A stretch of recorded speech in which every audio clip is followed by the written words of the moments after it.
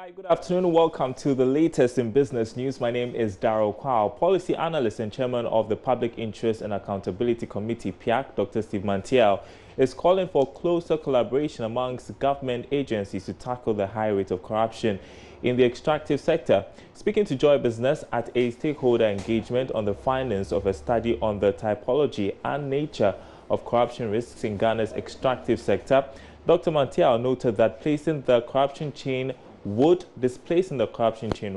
earn government more revenue.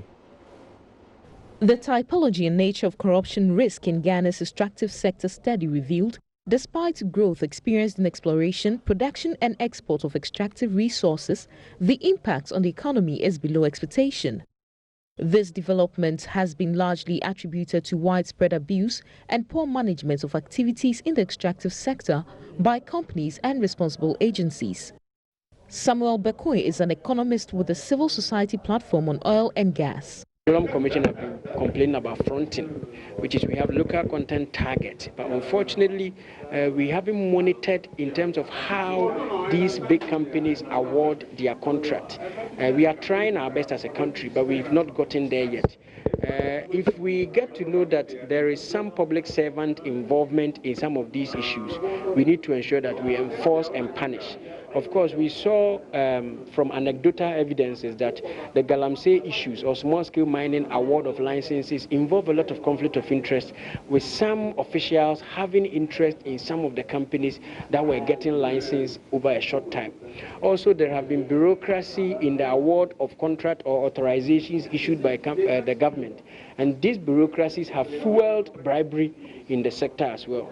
Policy analyst Dr. Steve Mantiel, however, noted the need for proper collaboration amongst regulatory agencies to curb corruption in the sector. It's our conviction that this country may be losing much more in revenue, badly needed to finance our development as a result of lack of coordination between regulatory agencies and the tax collecting agencies or authority.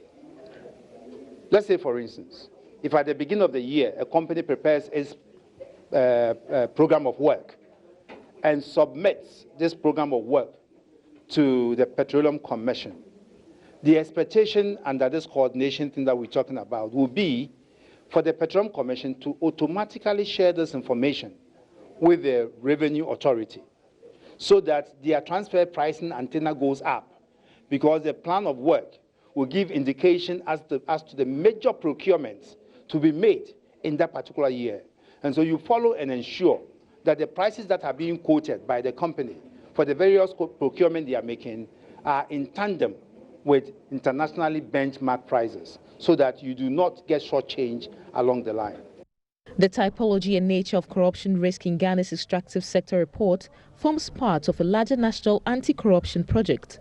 For Joy Business, Sheila Tamaklu. Now, traders in one of Volta Region's busiest markets at Mafikumasi in the Central Town District have resorted to renting canopies on market days to avoid harsh weather conditions. The traders complain the old market space where they operate has been embargoed by the District Assembly and earmarked for construction of a lorry station. As a result, they are compelled to use makeshift stalls which are not environmentally friendly. Ferduho reports. Traders at the Mafikumasi markets in the Central Tong District are outraged with the District Assembly for the lack of sheds and proper structures to protect them from bad weather conditions. The traders are therefore calling on the District Assembly to speed up work on the new market project under construction, which started some 18 years ago. The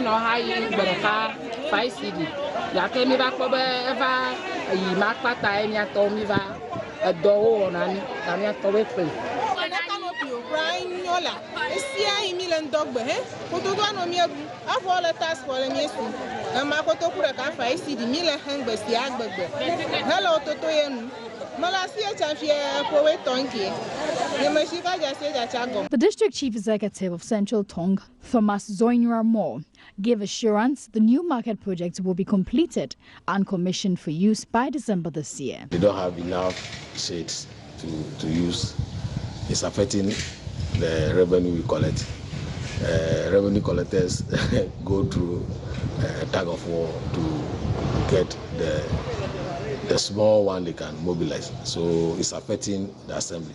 So I made it a point that I must construct this market and finish it up. They started back in 2001 and then stalled somehow, and having taken over the mountain now, I realized the need to complete it. So I'm using all kinds of methods to have this market completed as soon as possible. My target is to move in here in December. DC indicated that the Assembly has already met its 2019 revenue target and is on course to achieving the new set target. He was optimistic the market, when finished, will boost revenue generation for other developmental projects. Even this year, we even reviewed it, readjusted it upwards. Last year, we were around 98%, and this year, by the middle of the year, we already hit our revenue target. So we reviewed and targeted another trend.